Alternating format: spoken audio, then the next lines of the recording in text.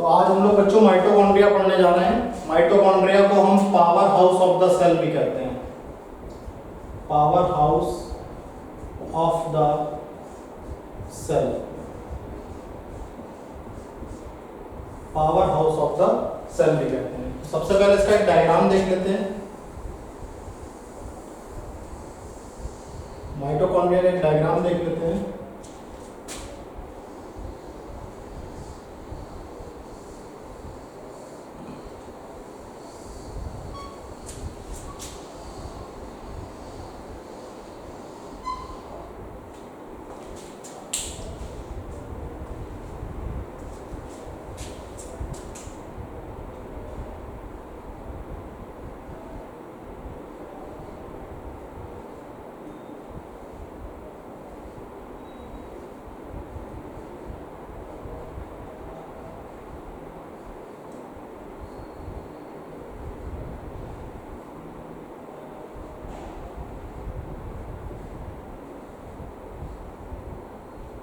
ये माइटोकॉन्ड्रिया की आपकी आउटर मेम्ब्रेन है। This is your outer membrane. और इधर आप देख रहे हैं कि इनर इनफोल्डिंग्स हैं। ये जो आपकी हैं ये इनफोल्डिंग्स हैं, मतलब अंदर की तरफ मुड़ी हुई कुछ मेम्ब्रेन है।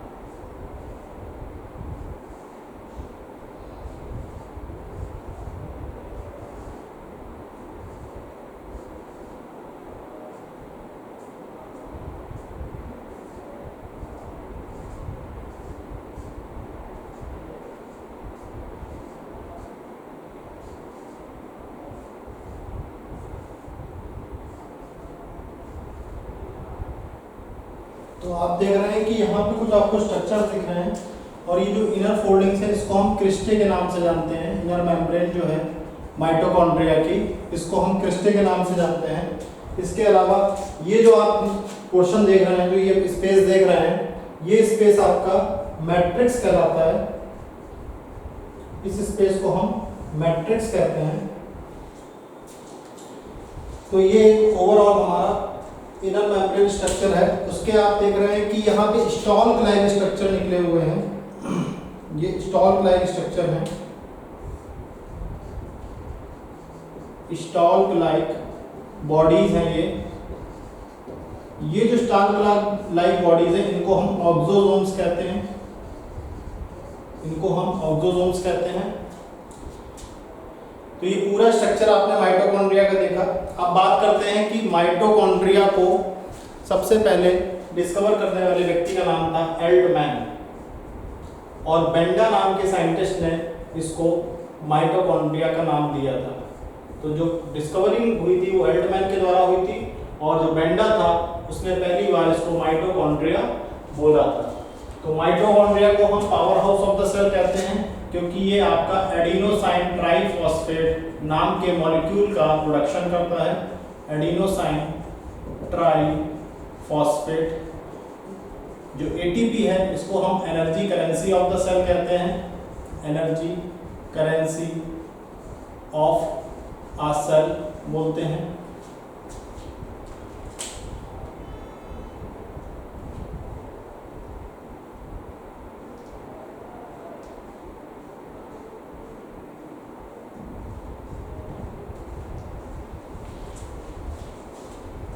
तो मैंने आपको बताया कि माइटोकॉन्ड्रिया जो है वो power house of the cell है। एल्टमैन की बात करें तो ये एल्टमैन जो था इसका डिस्कवरर था, और जो टर्म दिया गया है, टर्म कॉइंड किया गया है, वो बेंडा नाम के साइंटिस्ट के द्वारा किया गया है। ये एक दो मेम्ब्रेन की स्ट्रक्चर होती है, जिसमें एक आउटर मेम्ब्रेन है और एक कुछ इनफोल्डिंग्स हैं, इनर मेम्ब्रेन है। इनको हम इनफोल्डिंग्स को जो है क्रिस्टे बोलते हैं, और यहाँ पे स्टॉक लाइक बॉडीज एम्बेडेड होती हैं। ये जो स्टॉक लाइक बॉडीज एम्बेडेड हैं, इसको हम ऑक्सोसोम्स के नाम से जानते हैं। जो आप ये वैकेंट स्पेस देख रहे हैं, जो काफी लार्ज स्पेस है, जो इस क्रिस्टे के द्वारा इनक्लोज्ड किया जा रहा है, इसके द्वारा जो कवर किया जा रहा है, इसको हम मैट्रिक्स के नाम से जानते हैं। तो आप नोट डाउन कर सकते हैं, फिर हम फर्दर माइटोकॉन्ड्रिया पे डिस्कस करते हैं।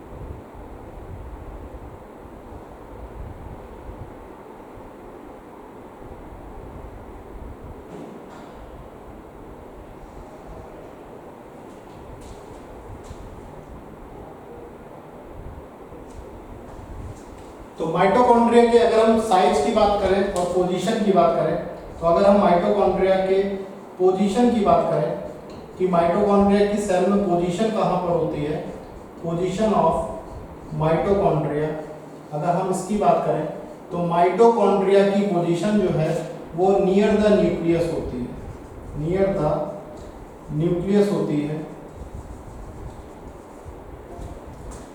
और इसकी शेप की बात करें तो ये डिफरेंट शेप्स में होता है, जिसमें बोट शेप्ड भी होती है, बोट शेप भी होती है। ये माइटोकॉन्ड्रिया आपका फिलामेंटस भी होता है।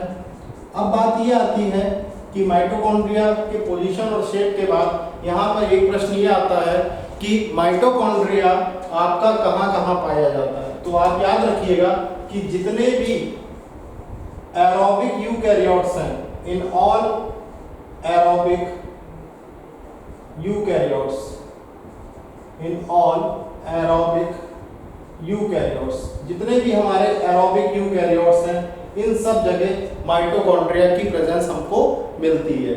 माइटोकॉन्ड्रिया के बारे में ये कहा जाता है कि जितनी ज़्यादा मेटाबॉलिक एक्टिविटीज़ होंगी, उतने नंबर ऑफ माइटोकॉन्ड्रिया ज़्यादा होने की किसी भी सेल में संभावना है।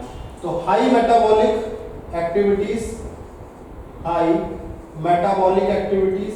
अब आप जानते होंगे कि मेटाबॉलिज्म का मतलब क्या होता है। जितनी भी हमारे सेल में केमिकल रिएक्शंस होती हैं, चाहे वो ब्रेकडाउन रिएक्शंस हों या फिर बिल्डिंग अप रिएक्शंस हों, वो सभी रिएक्शंस हाई मेटाबॉलिक रिएक्शंस कहलाती हैं।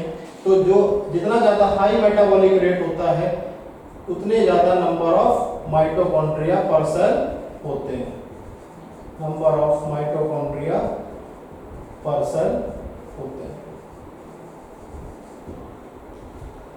तो ये तो बात हो गई कि एरोबिक यूकैरियोट्स में हमारे सबसे ज्यादा जितने भी एरोबिक यूकैरियोट्स हैं, उन सभी में हमारा माइटोकॉन्ड्रिया पाया जाता है।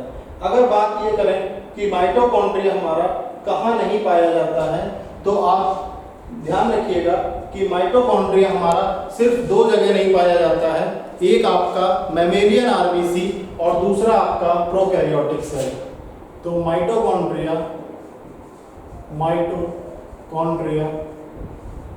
Is absent in absent in mammalian RBCs, is absent in mammalian RBCs and prokaryotic cell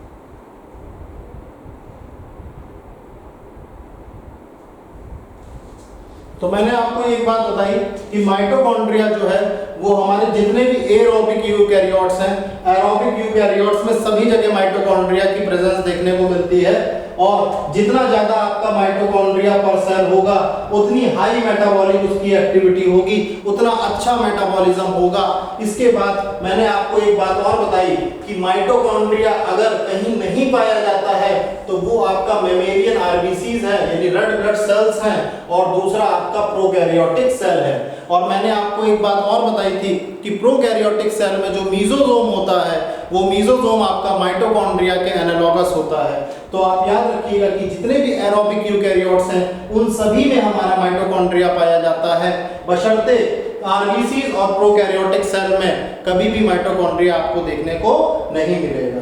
तो ये माइटोकॉन्ड्रिया के बारे में हमने कुछ बातें लिखी हैं, आप इसको नोट डाउन कर लीजिए। और इसके बाद हम कुछ फर्दर बातें और डिस्कस करेंगे माइटोकॉन्ड्रिया में कि इसमें कौन कौन सी ऐसी रिएक्शंस हैं जो माइटोकॉन्ड्रिया में होती हैं, जैसे कि ऑक्सीडेटिव फॉस्फोराइलेशन या इलेक्ट्रॉन ट्रांसपोर्ट चेन या फैटी एसिड का ऑक्सीडेशन। ये सारी चीजें हम लोग अभी डिस्कशन का पार्ट बनाएंगे।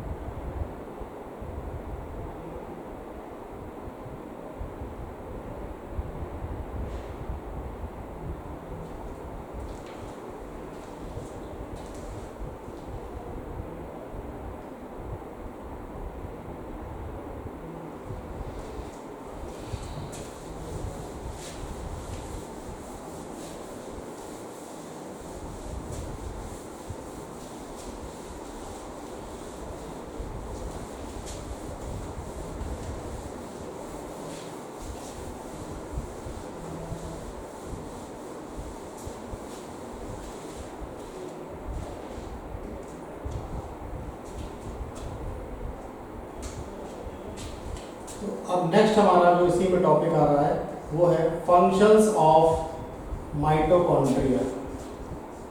फंक्शंस ऑफ माइटोकॉन्ड्रिया, आखिर माइटोकॉन्ड्रिया का प्रयोजन क्या है, क्या उद्देश्य है, माइटोकॉन्ड्रिया सेल में क्या ऐसा काम कर रहा है जो इसको हम power house of the cell बोल रहे हैं, या फिर माइटोकॉन्ड्रिया की ऐसी कौन सी एक्टिविटी है जो इसको इतना इम्पोर्टेंट सेल ऑर्गेनेल बना देती हैं। तो इसमें सबसे इम्पोर्टेंट चीज ये है कि एक तो इसमें आयन का ट्रांसपोर्ट होता है इसके थ्रू, पहला फंक्शन ये है, आयंस का जो है ट्रांसपोर्ट होता है। दूसरा फंक्शन ये है कि जो हमारी ट्राई कार्बोक्सिलिक एसिड साइकिल है, ट्राई कार्बोक्सिलिक एसिड साइकिल है, ये भी आपकी माइटोकॉन्ड्रिया में देखने को मिलती है। इलेक्ट्रॉन ट्रांसपोर्ट चेन जो है वो भी आपकी माइटोकॉन्ड्रिया का एक इम्पॉर्टेंट फंक्शन है। इलेक्ट्रॉन ट्रांसपोर्ट चेन जो है वो भी आपका, इलेक्ट्रॉन ट्रांसपोर्ट चेन भी एक आपका माइटोकॉन्ड्रिया का फंक्शन है। इसके बाद जितने भी फैटी एसिड्स हैं उनका ऑक्सीडेशन भी माइटोकॉन्ड्रिया का एक इम्पॉर्टेंट वर्क है, ऑक्सीडेशन ऑफ फैटी एसिड्स। इसके अलावा ऑक्सीडेटिव फॉस्फोराइलेशन, ये भी एक माइटोकॉन्ड्रिया का इम्पॉर्टेंट फंक्शन है। तो जब इतने सारे फंक्शंस माइटोकॉन्ड्रिया के द्वारा कंप्लीट किए जाते हैं, इतने सारे फंक्शंस जब माइटोकॉन्ड्रिया के द्वारा कंप्लीट किए जाते हैं तो इसका मतलब है कि यहाँ पे बहुत सारे एंजाइम्स पैदा होते हैं, एंजाइम्स प्रेजेंट होते हैं, और वो एंजाइम्स ही इन केमिकल रिएक्शंस, जितनी भी केमिकल रिएक्शंस हो रही हैं, उसको फाइनल कंप्लीशन की तरफ ले जाते हैं। तो माइटोकॉन्ड्रिया में आप समझिए कि टोटल 70 टाइप्स ऑफ एंजाइम्स पाए जाते हैं। 70 टाइप्स ऑफ एंजाइम्स आपके माइटोकॉन्ड्रिया में प्रेजेंट होते हैं। और ये 70 टाइप्स ऑफ एंजाइम्स की अगर हम बात करें तो ये 70 एंजाइम्स जो हैं, ये एंजाइम्स के साथ साथ को एंजाइम्स भी हैं यहाँ पे, जो आपके माइटोकॉन्ड्रिया की मैट्रिक्स में और क्रिस्टे में पाए जाते हैं। Present inside the matrix and cristae. तो इसमें कुछ एंजाइम्स ऐसे होते हैं जो परमिएबिलिटी में काम आते हैं, तो उन एंजाइम्स का नाम होता है परमिएजेस। तो इस तरह के एंजाइम्स हैं जो हम आगे जब फर्दर पढ़ेंगे, electron transport chain, oxidation of fatty acids या ऑक्सीडेटिव फॉस्फोराइलेशन, टीसीए साइकिल, तो हमको पता चलेगा कि कितने सारे एंजाइम्स जैसे हेक्सोआइसोमेरेज, फॉस्फोफ्रुक्टोकाइनेज, ये डिफरेंट टाइप्स के एंजाइम्स जो हैं हमको माइटोकॉन्ड्रिया में देखने को मिलते हैं, और इनकी वजह से बहुत बड़ी बड़ी रिएक्शंस माइटोकॉन्ड्रिया में कंप्लीट होती हैं। अगर इसकी साइज की बात करें तो इसका साइज जो है आपका काफी वेरी करता है, और जैसा इसका मेटाबॉलिक स्टेट होता है उसी हिसाब से इसका साइज होता है। तो साइज ऑफ माइटोकॉन्ड्रिया की अगर हम बात करें, साइज ऑफ माइटोकॉन्ड्रिया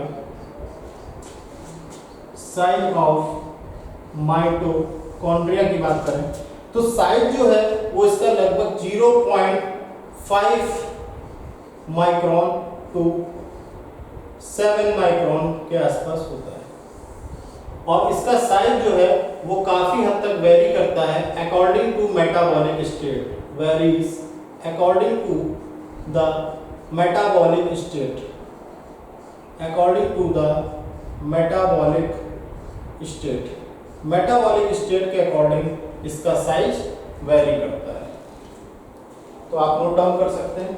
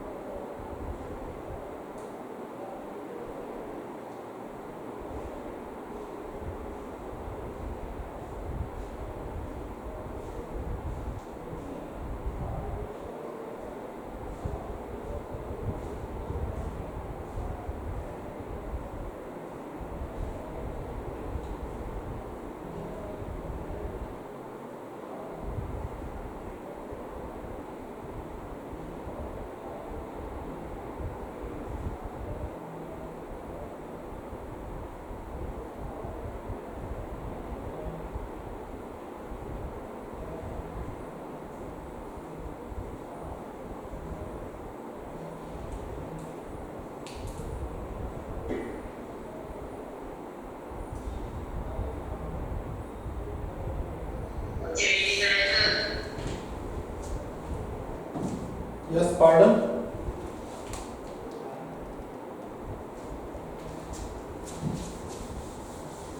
तो नेक्स्ट टॉपिक हम लोग पढ़ने वाले हैं प्लास्टिड्स।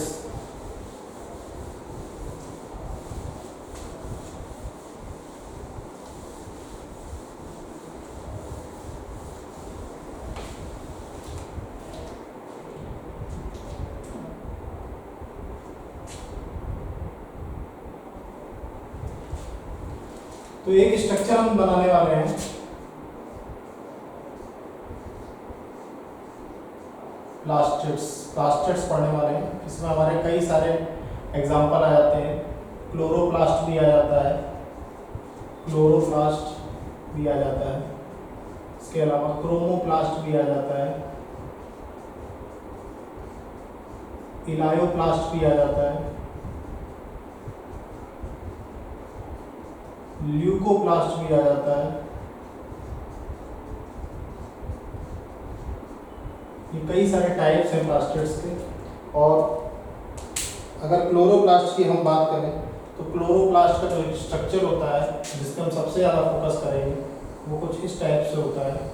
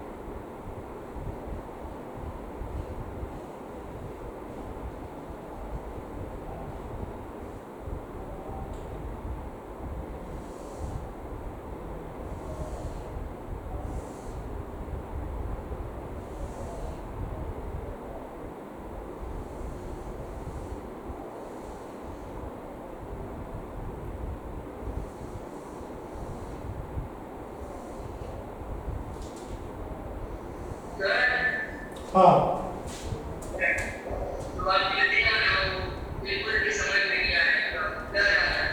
क्या कर रहे हैं?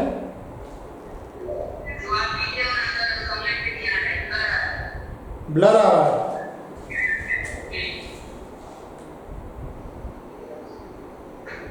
इसके पहले जो था वो समझ में आ रहा था, माइटोकॉन्ड्रिया।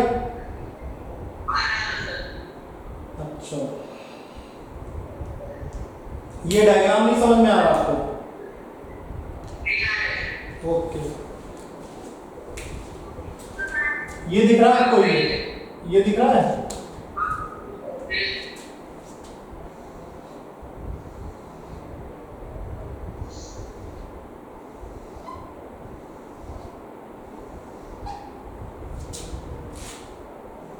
अब डायग्राम आ रहा समझ में आप लोगों को? डायग्राम आ रहा है आपको समझ में? ठीक है।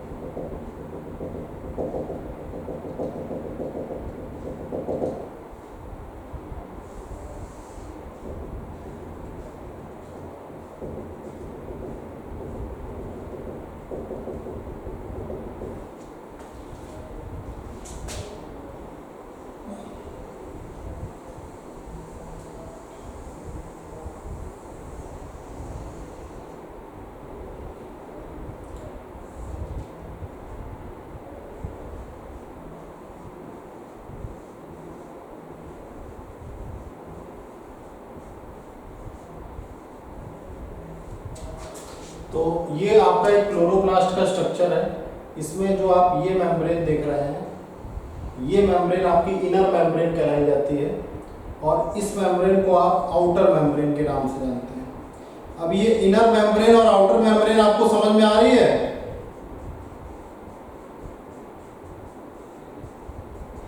इनर मेम्ब्रेन और आउटर मेम्ब्रेन जो मैंने लिखा है ये समझ में आ रहा है? ठीक है। तो इसके बाद ये जो आप स्पेस देख रहे हैं, ये जो आप स्पेस देख रहे हैं, ये स्पेस जो आप देख रहे हैं,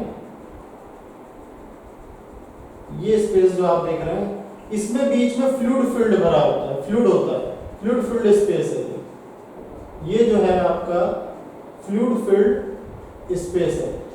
ठीक, तो हम लोग बाहर से अंदर की तरफ आ रहे हैं। सबसे पहले हमको आउटर मेम्ब्रेन मिल रही है, फिर इसके बाद हमको इनर मेम्ब्रेन मिल रही है। इनर मेम्ब्रेन के बाद आप देख रहे हैं कि इन दोनों मेम्ब्रेन के बीच एक स्पेस है जिसमें फ्लूइड भरा हुआ है। फिर जब आप अंदर आएंगे तो अंदर आप देखेंगे कि जो ये आपको स्टैक है, ये ढेर लगा हुआ है, ये एक ढेर लगा है, ये जो स्ट्रक्चर है, ये जो आप स्ट्रक्चर देख रहे हैं, इस स्ट्रक्चर को जो आप ड्रॉ कर रहे होंगे अभी, ये स्ट्रक्चर जो है, this structure is known as thylakoids. इसको हम थाइलाक्वाइड्स के नाम से जानते हैं, थाइलाक्वाइड्स। इस स्ट्रक्चर को हम थाइलाक्वाइड्स के नाम से जानते हैं। इसके बाद यहाँ पे छोटे छोटे डॉटेड स्ट्रक्चर्स आपको मैं बनाते हुए देख रहा हूँ। आप ये छोटे छोटे डॉटेड स्ट्रक्चर्स देख रहे हैं। ये जो ब्लैक स्पॉट्स हैं, इनको हम बोलते हैं लिपिड ग्लोब्यूल्स। ये लिपिड के मॉलिक्यूल्स हैं, लिपिड ग्लोब्यूल्स। ये आपके लिपिड के ग्लोब्यूल्स हैं। और इस तरीके के लिपिड के ग्लोब्यूल्स पूरे क्लोरोप्लास्ट में आपको सभी जगह प्रेजेंट मिलेंगे।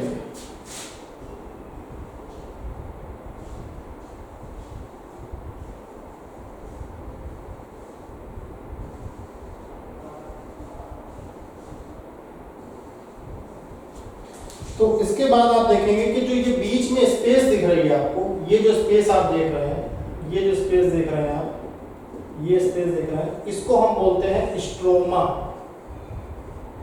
इस स्पेस को हम बोलते हैं स्ट्रोमा।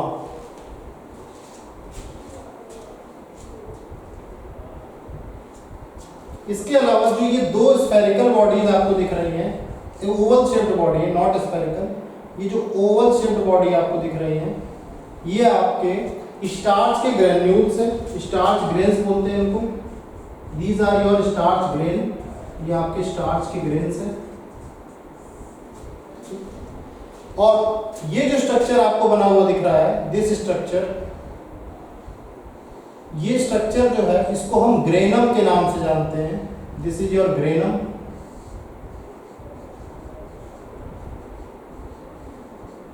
ये आपका ग्रेनम कहलाता है। इसके बाद यहां पे आपको कुछ टाइनी स्ट्रक्चर्स हैं, इनको हम बोलते हैं chloroplast ribosomes. These are your chloroplast ribosomes. Ribosomes. ये आपके क्लोरोप्लास्ट राइबोसोम्स हैं।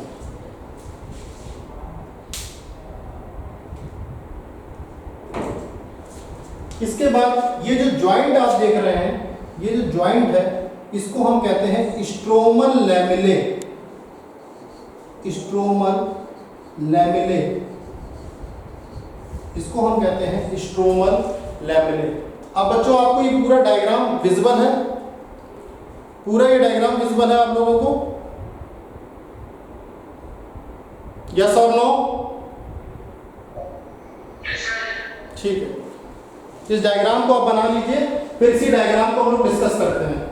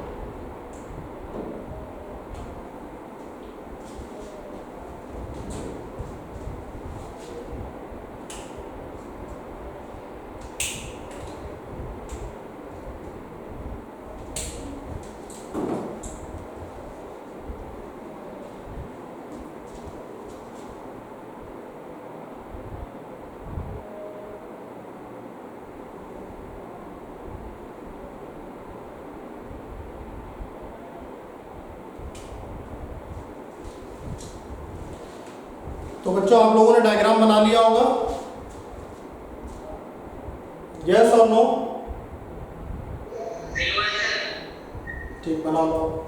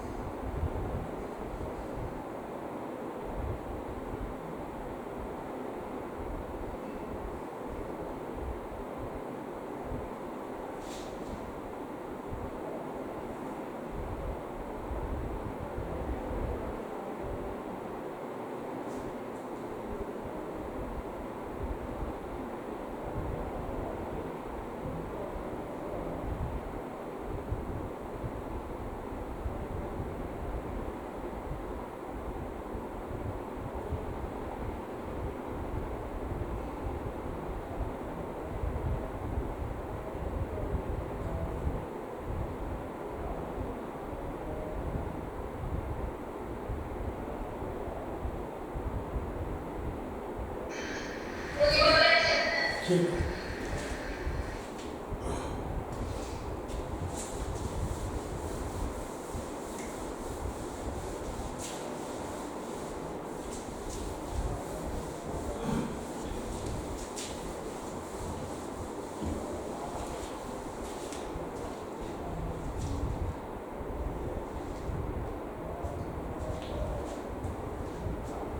तो देखिए आपको एक बात ये तो पता होगी बच्चों कि जो हमारे जितने भी ऑर्गेनिज्म हैं उनके जो न्यूट्रिशन है वो दो प्रकार के हैं।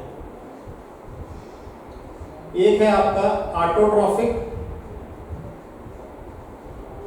ऑटोट्रॉफिक न्यूट्रिशन और दूसरा है आपका हीटरोट्रॉफिक न्यूट्रिशन।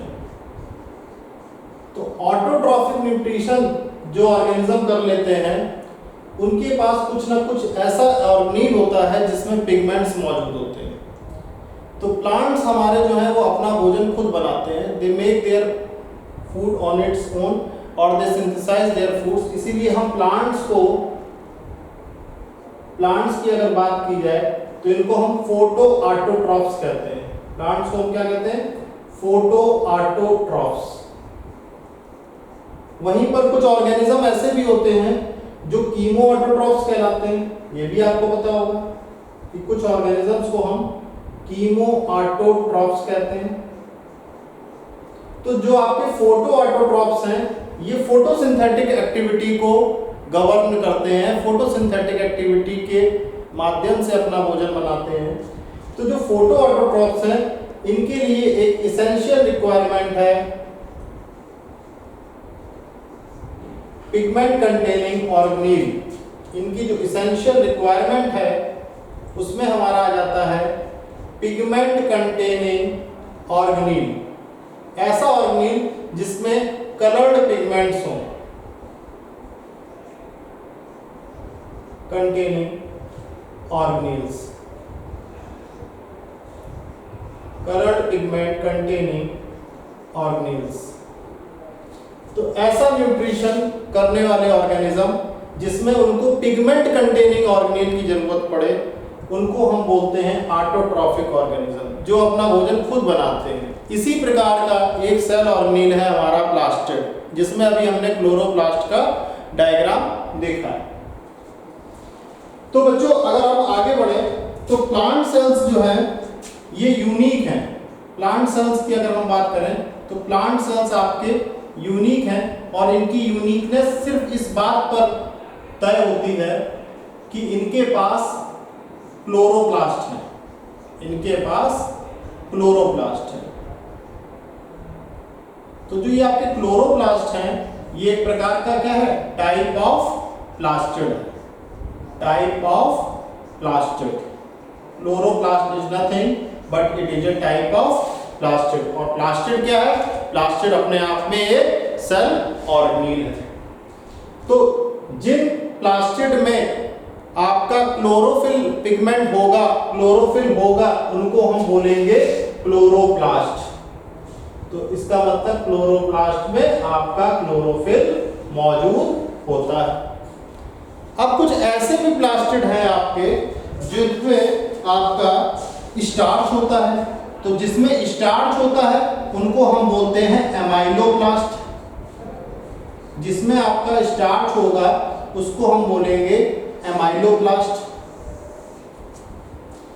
जिसमें स्टार्च होगा उसको एमाइलोप्लास्ट बोलेंगे। और यहाँ पे क्लोरोफिल नाम का पिगमेंट मौजूद नहीं होगा। Chlorophyll will be absent in the amyloplast.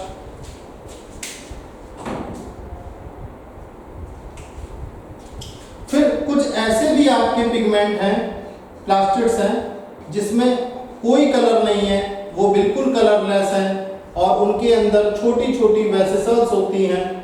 तो जो कलरलेस प्लास्टिड्स हैं उनको हम बोलते हैं ल्यूकोप्लास्ट। उनको हम कहते हैं ल्यूकोप्लास्ट। तो ये कलरलेस है और ये इनके अंदर वेसिकल है।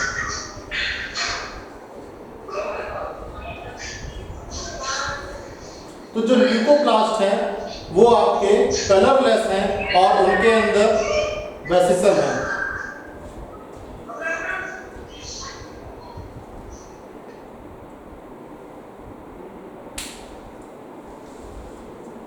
इसके बाद एक प्रकार का और प्लास्टिड आता है जिसका नाम है इलायोप्लास्ट। इलायोप्लास्ट, इलायोप्लास्ट में आपकी दो चीजें मिलती हैं, एक है आपका फैट्स और दूसरा है आपका ऑयल्स। तो इसको हम कहते हैं इलायोप्लास्ट। तो ये हमने आपको टाइप्स ऑफ प्लास्टिड्स बताए और मैंने बताया कि क्यों प्लांट सेल्स को हम फोटो ऑटोट्रॉफिक कहते हैं या ऑटोट्रॉफिक ऑर्गेनिज्म कहते हैं, क्योंकि इनके पास पिगमेंट कंटेनिंग प्लास्टिड्स होते हैं, pigment coloured pigment containing organelles होते हैं। और क्लोरोफिल पिगमेंट की बात की जाए तो ये चार प्रकार के हैं, chlorophyll A, chlorophyll B, chlorophyll C और क्लोरोफिल डी। तो ये आपके फोटोसिंथेटिक पिगमेंट है। इसी फोटोसिंथेटिक पिगमेंट की क्रम में और भी आपके पिगमेंट हैं, जैसे बीटा कैरोटीन, जैसे का आपका जियाजेंदिन, फ्यूकोजेंदिन, ये सब भी आपके पिगमेंट में आ जाते हैं। तो ये जो हमारा प्लास्टिड वाला जो एग्जांपल था, क्लोरोप्लास्ट का एग्जांपल था, ये सिर्फ इसलिए इंपॉर्टेंट है क्योंकि प्लांट्स में आपके प्लांट्स जो हैं ग्रीन सिंथेसाइजर्स हैं, फोटोसिंथेटिक एक्टिविटी परफॉर्म करते हैं, फोटोसिंथेसिस परफॉर्म करते हैं और यही प्लांट सेल की यूनिकनेस है। और इसके अलावा जो प्लास्टिड्स पाए जाते हैं जिसमें आपका एमाइलोप्लास्ट है, जिसमें आपका स्टार्च होता है, ल्यूकोप्लास्ट है जो कि कलरलेस है और इसके अंदर सिर्फ वेसिकल्स होती हैं, इलायोप्लास्ट है जिसमें फैट्स और ऑयल्स होते हैं। तो अब हम बात करेंगे आगे प्लास्टिड्स की। प्लास्टिड्स में भी जो अल्ट्रा स्ट्रक्चर है क्लोरोप्लास्ट का, कि क्लोरोप्लास्ट का स्ट्रक्चर में क्या क्या होता है। तो अगर हम बात करते हैं ultra structure of chloroplast, ultra structure of chloroplast, जिसका डायग्राम आपने अभी बनाया था, थोड़ी देर पहले आपने डायग्राम बनाया था।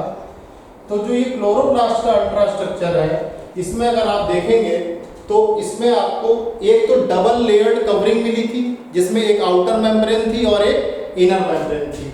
तो एक आपके पास था double layered covering, double layered covering. दूसरा आपके पास ग्रैन्युलर स्ट्रोमा और मैट्रिक्स थी, ग्रैन्युलर a granular stroma और मैट्रिक्स। तो एक ग्रैन्युलर स्ट्रोमा और मैट्रिक्स थी। तीसरी चीज जो थी वो थी आपकी लेमिलर सिस्टम। जो लेमिला आपने देखा था वो थर्ड पार्ट था आपके क्लोरोप्लास्ट का, lamellar system. This was the third part. Fourth part की अगर हम बात करें तो इसमें कुछ ऑस्मोफिलिक ग्रैन्यूल्स भी होते हैं। तो इसमें आपको प्लास्टोग्लोबुलाई भी मिलेंगे, प्लास्टोग्लोबुलाई भी मिलेंगे, जिसको हम ऑस्मोफिलिक ग्रैन्यूल्स भी कहते हैं, ऑस्मोफिलिक ग्रैन्यूल्स भी कहते हैं। तो जो अल्ट्रा स्ट्रक्चर हमने देखा क्लोरोप्लास्ट में, उसमें हमको टोटल 4 चीजें मिलती हैं। पहला है डबल लेयर्ड कवरिंग, दूसरा है आपका ग्रैन्युलर स्ट्रोमा और मैट्रिक्स, तीसरा है आपका लेमिलर सिस्टम और चौथा है आपका प्लास्टोग्लोबुलाई। तो ये 4 बातें हमको क्लोरोप्लास्ट में देखने को मिलती है। तो आप नोट डाउन कर सकते हैं।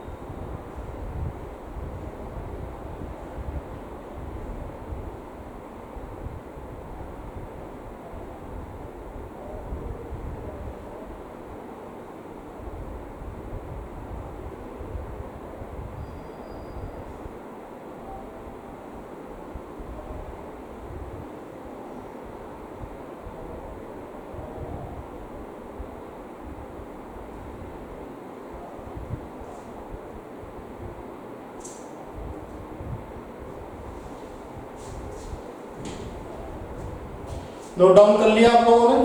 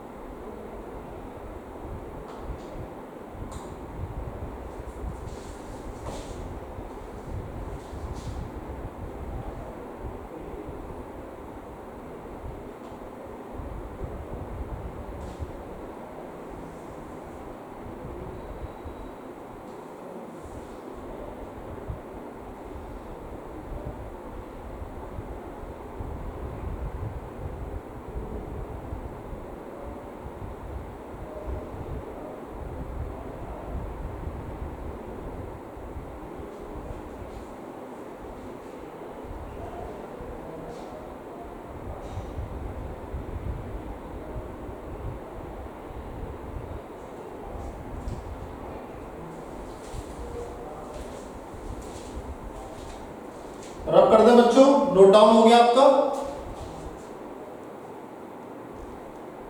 यस और नो?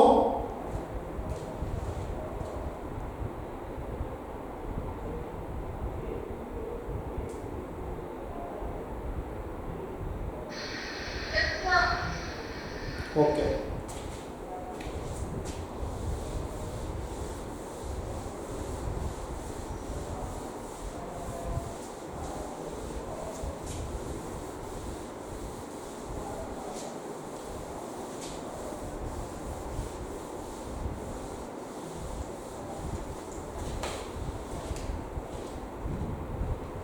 तो मैंने आपको बताया कि सबसे पहले अगर हम बात करें अल्ट्रा स्ट्रक्चर ऑफ क्लोरोप्लास्ट की, अल्ट्रा स्ट्रक्चर ऑफ क्लोरोप्लास्ट की अगर हम बात करें ऑफ क्लोरोप्लास्ट, तो अल्ट्रा स्ट्रक्चर ऑफ क्लोरोप्लास्ट की अगर हम बात करें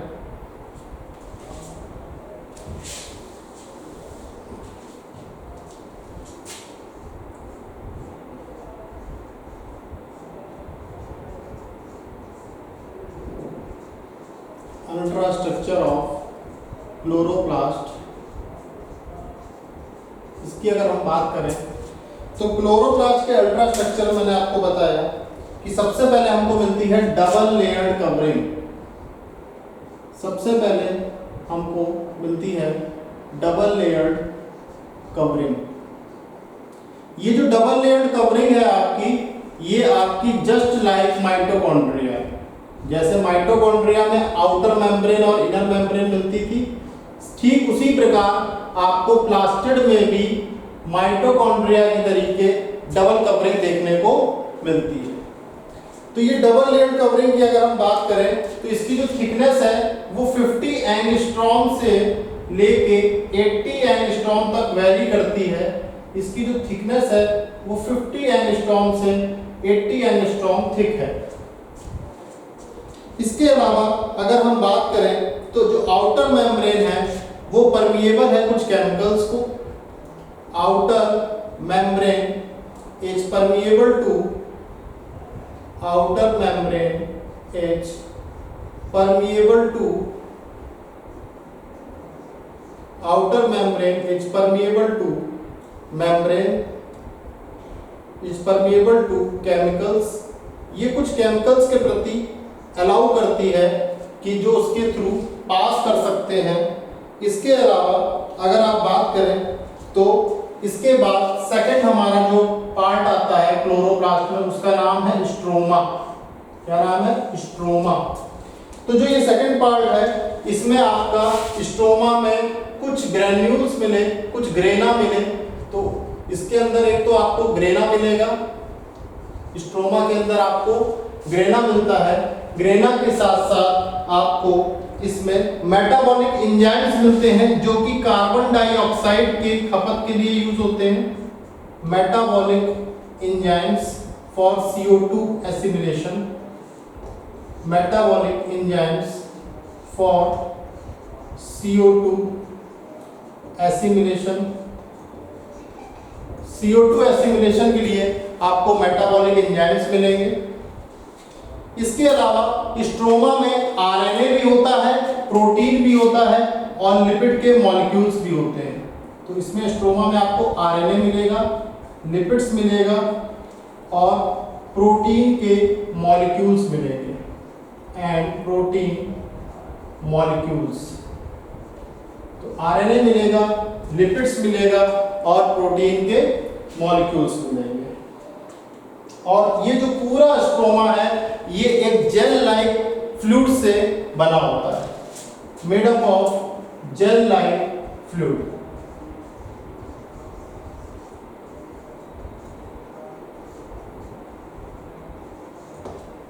तो डबल लेयर कवरिंग और स्ट्रोमा के बाद हमारा जो तीसरा पार्ट आता है, इसको हम बोलते हैं लैमेलर सिस्टम।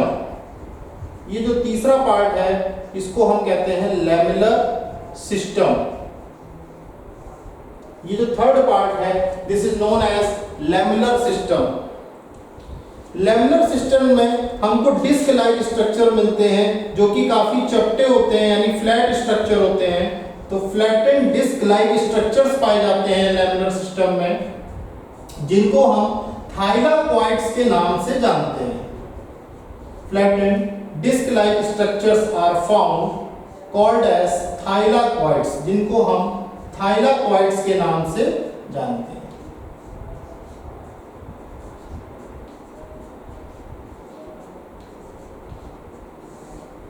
तो लैमेलर सिस्टम में पहला तो हमको डिस्क लाइक स्ट्रक्चर मिलता है और ये जो थाइलाकॉइड है आपने देखा भी होगा डायग्राम में, ये आपके स्ट्रोमा से वेल कनेक्टेड होते हैं, कनेक्टेड विद स्ट्रोमा।